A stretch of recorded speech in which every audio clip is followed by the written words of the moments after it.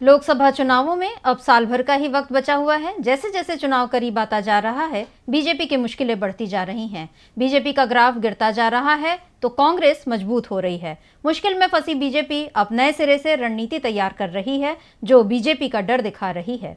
तो क्या है लोकसभा के लिए बीजेपी का प्लान, देखिए ये रिपोर्ट। भारत जोड़ो यात्रा ने राहुल गांधी की छवि को मजबूत किया है तो अडानी प्रकरण ने पीएम मोदी की छवि को कमजोर करने का काम किया है।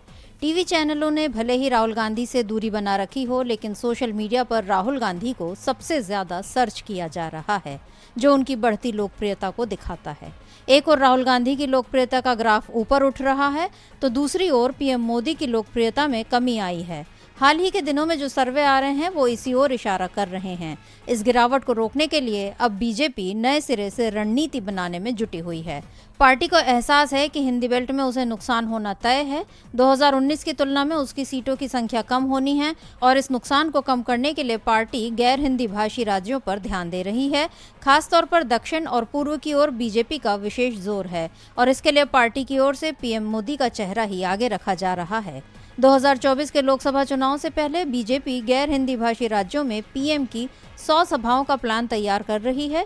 ये सभाएं तमिलनाडु, केरल, आंध्र प्रदेश, तेलंगाना, कर्नाटक, ओडिशा और पश्चिम बंगाल में रखी जाएंगी।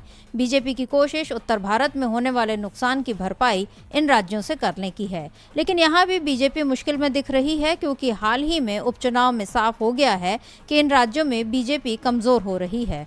पश्चिम बंगाल में हुए उपचुनाव में बीजेपी उम्मीदवार की जमानत तक नहीं बच पाई थी, तो वहीं महाराष्ट्र में पार्टी अपने सबसे मजबूत गढ़ में हार गई। कर्नाटक में 2 महीने में ही विधानसभा चुनाव होने हैं और ये संकेत मिल ही रहे हैं कि बीजेपी की सरकार जा रही है। ऐसे में पीएम मोदी की रैलियां क्या असर डाल पाएंगी, इस पर भी सवाल उठ रहे हैं।